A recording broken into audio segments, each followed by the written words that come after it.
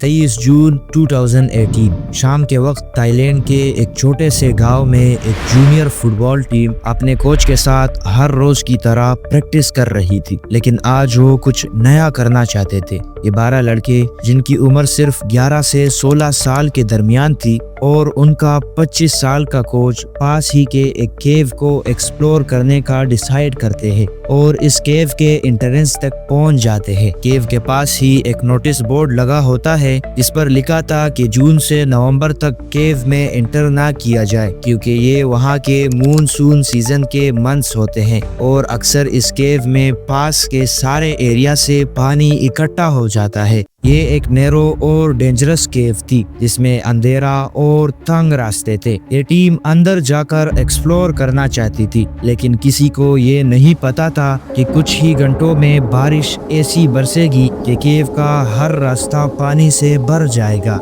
और वही हुआ जिसका डर था। केव में अचानक बहुत सारा पानी आने लगा। कोच अपने टीम को लेकर केव के और भी अंदर चला गया क्योंकि सामने का रास्ता पानी से ब्लॉक हो चुका था। आखिरकार वो एक ऐसी जगह तक पहुंच जाते हैं जो पानी से 14 फीट ऊंचाई पर था और केव के बहुत अंदर था। जब रात होने लगी और घर वाले अपने बच्चों का इंतजार कर रहे थे तो एक अजीब सी घबराहट छा गई। लड़के वापस नहीं आए। किसी को पता नहीं था कि वो कहाँ गए हैं क्योंकि वो बिना बताए गए थे। उनके फैमिलीज ने सबसे पहले ग्राउंड में देखा मगर कोई नहीं मिला। एक एक करके सबको कॉल मिलाई गई मगर सबके फोन स्विच ऑफ थे। आखिरकार एक बच्चे का फोन लग जाता है जो साइकिल ना होने की वजह से ग्राउंड से घर लौट गया था और केव नहीं जा पाया। उसने बताया कि सब ताम लुआंग केव को एक्सप्लोर करने गए हैं। बहुत रात हो चुकी थी। किसी ने ये अंदाजा लगाया कि वो केव के अंदर फंस चुके होंगे और जल्द ही किसी तरह से निकल जाएंगे। हमें इंतजार करना चाहिए। अंदर टीम के कोच ने अंदाजा लगाया कि आज की रात हम यहाँ गुजारेंगे। कल तक पानी कम हो जाएगा और हम निकल जाएंगे। मगर ऐसा नहीं हुआ। वो एक एलिवेटेड एरिया पर बैठे थे और उनके पास कोई खाना नहीं था क्योंकि वो सिर्फ 1 घंटे के लिए अंदर आए थे। अगली सुबह तक पैनिक और डर हर तरफ फैल चुका था। रेस्क्यूअर्स केव के एंट्रेंस पर पहुंच गए थे लेकिन जो उन्होंने देखा वो उनके होश उड़ाने के लिए काफी था। पूरी केव पानी से भर चुकी थी। केव के अंदर का रास्ता कंप्लीटली ब्लॉक हो चुका था। टीम के जिंदा रहने की कोई उम्मीद नहीं बची थी। एक रेस्क्यू मिशन का आगाज होता है जो दुनिया की सबसे मुश्किल और डेयरिंग रेस्क्यूज में से एक बन गया। लोकल डाइवर्स ने पहले केव में घुसने की कोशिश की लेकिन ये मिशन आसान नहीं था। ताम लुआंग केव एक नॉर्मल केव नहीं थी। इसके नैरो टनल्स, शार्प रॉक्स और जीरो विजिबिलिटी ने हर चीज को और भी मुश्किल बना दिया था। वाटर लेवल हर रोज बढ़ रहा था और टाइम कम होता जा रहा था। जब लोकल अथॉरिटीज ने देखा कि ये उनकी बस की बात नहीं क्योंकि उन्होंने कभी भी इतनी नैरो स्पेस में डाइव नहीं किया था तो उन्होंने थाईलैंड नेवी सील्स को बुलाया। लेकिन ये काफी नहीं था। मिशन इतना डेंजरस था कि थाईलैंड ने इंटरनेशनल हेल्प की रिक्वेस्ट की। नेवी सील्स को बड़े बड़े ओशंस में स्विमिंग की आदत थी मगर वो इतने नैरो केव में स्विम नहीं कर सकते थे। और फिर आए रिक सेंटन और जॉन वॉलेंटन, दुनिया के बेस्ट केव डाइवर्स। ये ब्रिटिश डाइवर दुनिया भर में डिफिकल्ट रेस्क्यूज कर चुके थे लेकिन जो उन्हें अब फेस करना था वो उनके लिए एक बुरे ख्वाब से कम नहीं था। अंडर वाटर का लेवल और प्रेशर बहुत ज्यादा था तो रेस्क्यू मिशन को थोड़ा और होल्ड किया गया। पाइप्स की मदद से पानी को ऊपर खींचा गया और पुलिस डॉग्स के साथ मिलकर केव का एक नया एंट्रेंस तलाश करने लगते हैं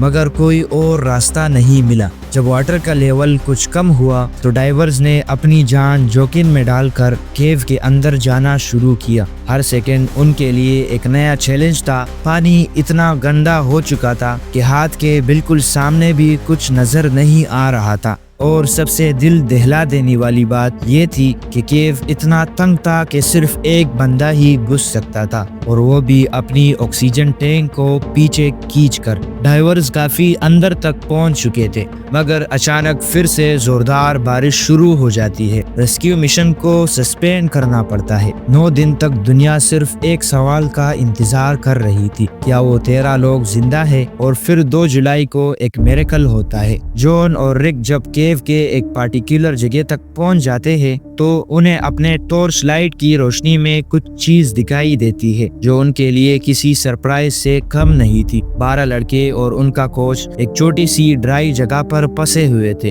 वो जिंदा थे लेकिन बहुत कमजोर और थके हुए थे, और वहाँ बिल्कुल खामोशी थी क्योंकि सबकी एनर्जी खत्म हो चुकी थी। जब एक लड़के को लगा कि कोई अंदर आ रहा है तो उसने आवाज लगाई। रिक ने आगे बढ़कर कहा, हाउ मेनी ऑफ यू? एक कमजोर सी आवाज आती है, 13। ये एक मिरेकल था, पूरी दुनिया के लिए एक उम्मीद का पल, लेकिन ये खामोशी सिर्फ एक पल के लिए थी क्योंकि अब सबसे बड़ा चैलेंज सामने था।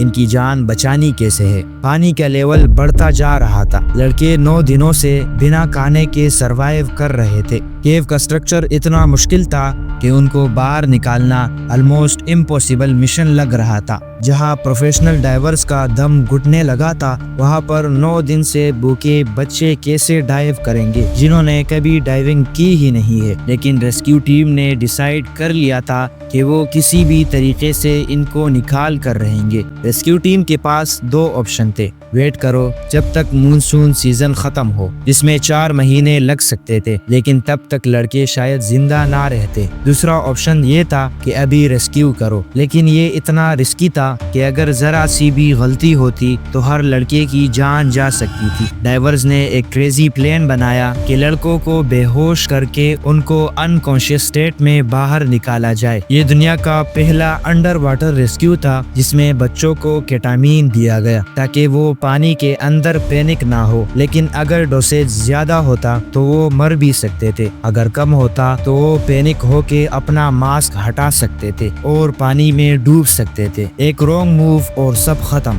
रेस्क्यू ऑपरेशन शुरू हो गया। हर लड़के को एक डाइवर के साथ बांधा गया, उसको सिडेट किया गया और फिर पानी के अंदर एक डेंजरस जर्नी शुरू होती है। केव के नैरो पैसेज में डाइवर्स को सिर्फ अपनी फील से आगे बढ़ना था क्योंकि कुछ नजर नहीं आ रहा था। एक गलती और मिशन फेल हो सकता था। एक लड़का अगर उठ जाता और मास्क हटा देता है तो वो दम घुटने की वजह से मर सकता है, और डाइवर्स पीछे मुड़कर उसकी मदद भी नहीं कर सकते थे। दुनिया टीवी स्क्रीन्स पर सांस रोक कर देख रही थी। रेस्क्यू मिशन का हर सेकेंड मौत और जिंदगी का खेल था, और फिर एक के बाद एक लड़का बाहर निकलता है। 8 जुलाई को पहले 4 लड़के बाहर आए, 9 जुलाई को 4 और लड़के सेफ हो गए, 10 जुलाई को बाकी 4 लड़के और कोच को भी बाहर निकाला जाता है। लेकिन इस मिशन में एक हीरो अपनी जान गंवा चुका था, सेमन कोनान, एक ताई नेवी सील जो ऑक्सीजन सिलेंडर्स लगाने गया था और वापस नहीं आया। ये रेस्क्यू मिशन सिर्फ एक कहानी नहीं थी, ये इंसान की हिम्मत, साइंस और टीम वर्क का एक जबरदस्त एग्जाम्पल था। एक ऐसा मिशन जो इम्पॉसिबल लग रहा था लेकिन इंसानों की विल पावर से उसे पॉसिबल बनाया गया। स्क्रीन पर आपके लिए कुछ और वीडियोस है, उन्हें देखना ना भूलिएगा। तो इसी के साथ अपनी इस वीडियो को एंड करते हैं और मिलते हैं नेक्स्ट वीडियो में।